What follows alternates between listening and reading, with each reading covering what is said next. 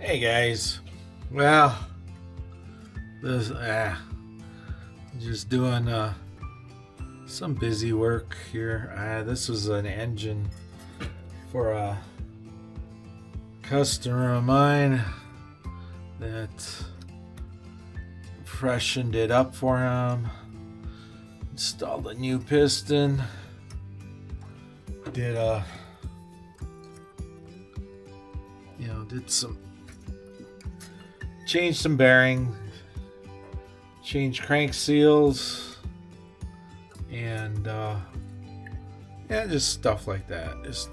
Just maintenance stuff on this engine. It's an older, it's an MK8 Persang engine, but it has a different. That's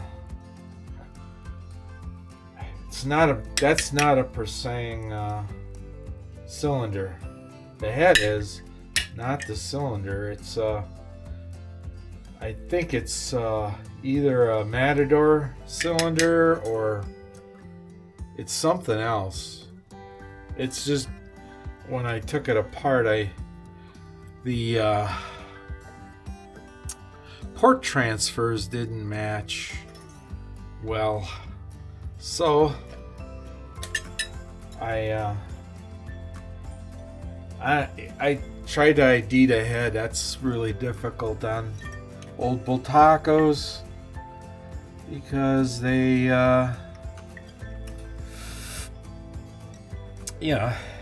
they do have stampings, and I'm sure there's like Bultaco nerds out there that just nerd out on part numbers, and if I had a desire to actually look at it and find out,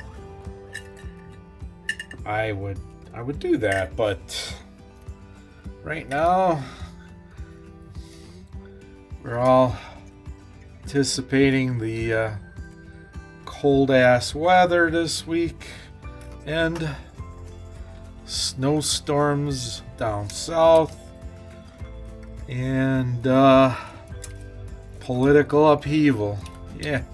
So, what else is new in America?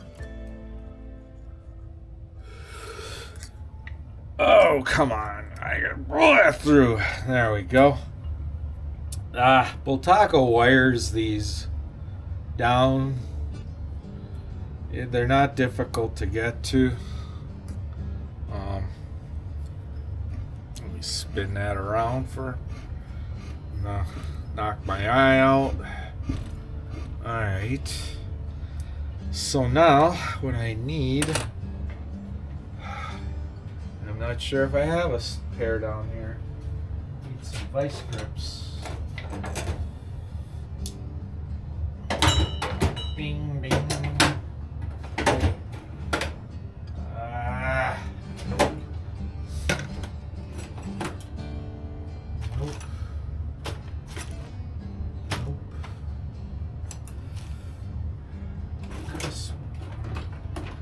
Remember if I had a pair of ice grips or not. It's not. Oh well. We'll have to do it this way then. Thusly. Oh man, this is weak. Not good. Alright.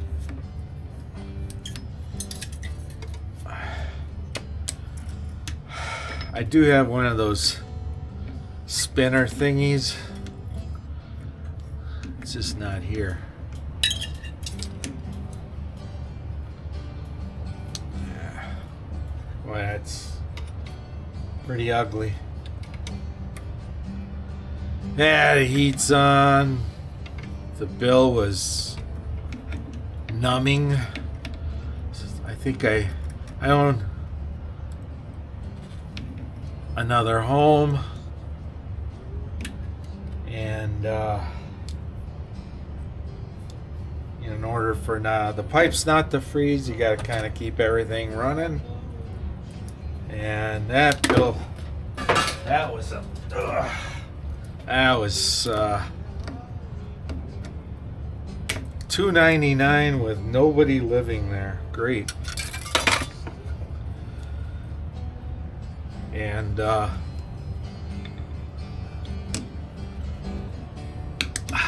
just want to make sure that that's not gonna come apart. Okay. And Bultacos use. I'm hitting something. And Bultacos use like a. They use like all steel clutch plates, which is weird, but it works. And yeah, I Loctited this bolt in, and the one underneath the clutch I Loctited that in. So that's should be okay. I don't know what that was all for. Right there. I am not sure what that was all about. Not sure. So, cat hair everywhere. Folks, you have a cat, you have cat hair everywhere. Alright, so now well, that's the seat post stuff. That's the silicone stuff. I just want to put it on this shaft.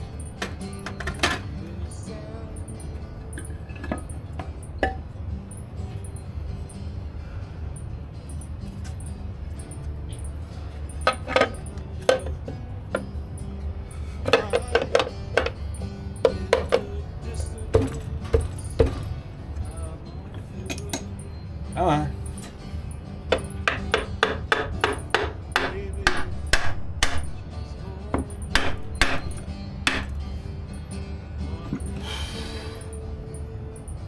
Wow. That's terrible. Okay. We need a fiber washer for that one. This one does kind of double duty. It drains the oil out of this case. And for some reason, this won't go down now.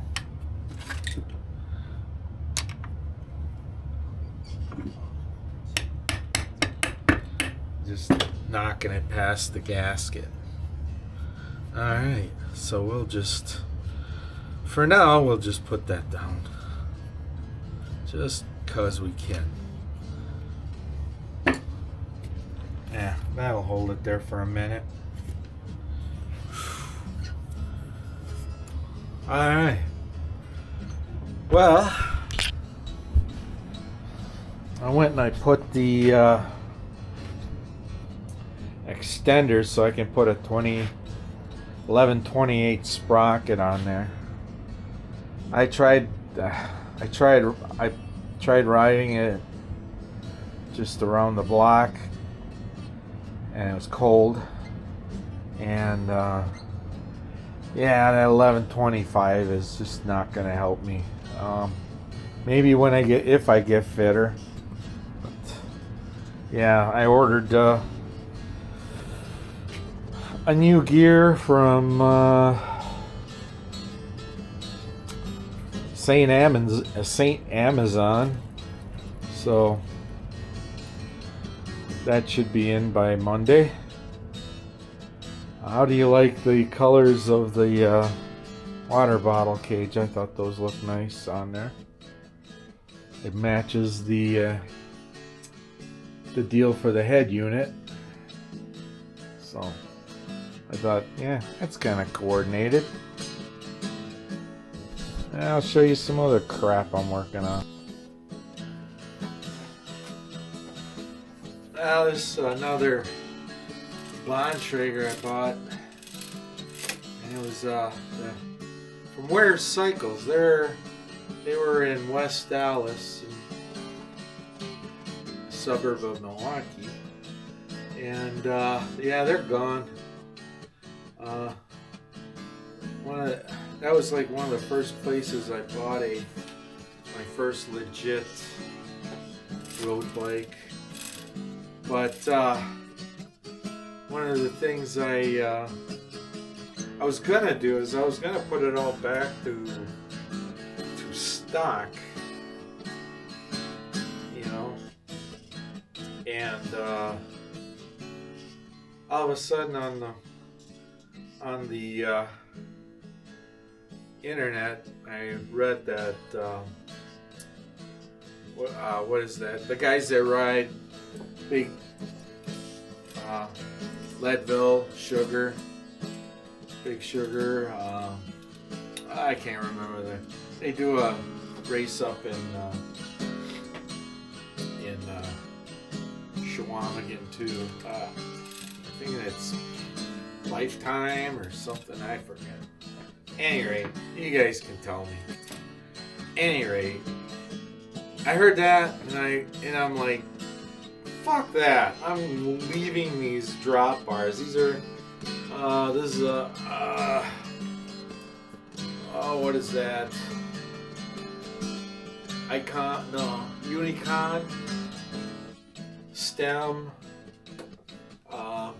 carbon bars. I have micro shift levers and two. I just went with a two-piece crank or with a modern crank and two chainring instead of three. The one on the bottom with the back gearing. That's plenty. Did the headset? It came with the RockShox Indy forks, which suck. Those are terrible forks. Trek must have been trying to hit a price point because this is a Wisconsin-made privateer.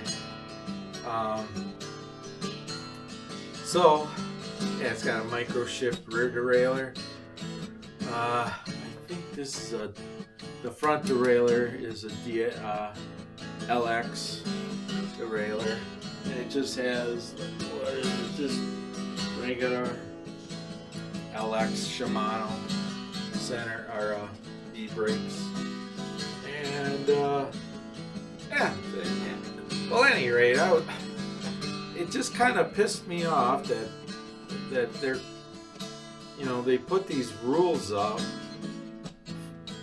and they blunt innovation. And I remember the days when John Tomac would show up at a race with drop handlebar bike. Matter of fact, he won a downhill with that same bike, that Yeti. I mean, the thing was, I forget, just ridiculously light and fast, and he was just a monster back then. And I just like, once I heard that, I'm like, oh, I'm bucking that. So I'm just gonna keep going with this style of drop bar mountain bike. And the other thing I'm getting is I hope they fit their 2.5 chunky mountain bike tires, because it doesn't have front or rear suspension. So with the bigger tires, you have a little more flotation. Hopefully that'll blunt a lot of the hard hits on the trail, and hopefully things are going to work out well, and let's see what happens in the future. But yeah, that just really bugged me that the UCI has so many rules and can't do this. The bike can't. I understand the lightweight stuff because you don't want a bike collapsing on you, but drop bars on mountain bikes is nothing new. It's been around forever. Shit, I kind of had I had a cross bike in the 80s that I'd take to mountain bike trails all the time. And everybody kind of freaked out, but then when I, blew past them, they were like, holy shit, that thing's fast. And I'm like, yeah, got better tires, bigger tires. At that time, I think our the biggest cross tire you could get, now I think they're up to 35, but back then was 32 was huge. And no, I had a fun time. Matter of fact, I did a couple of local mountain bike races on that cross bike, and everybody kind of freaked out. I'd show up in road shoes and I'd just blitz the field. It was really, really a fun way to race. So, yeah, I mean, we'll see what the future holds. And thanks for watching Vintage Dudes on Vintage Bikes. I'm putting together a video for a Ducati. It's a 350 Sebring, but this thing was kind of Frankensteined into kind of an enduro motocross bike, and it ought to be fun and entertaining, I hope, and hopefully things will work out. Like I said, thanks for watching Vintage Dudes on Vintage Bikes, and see y'all later.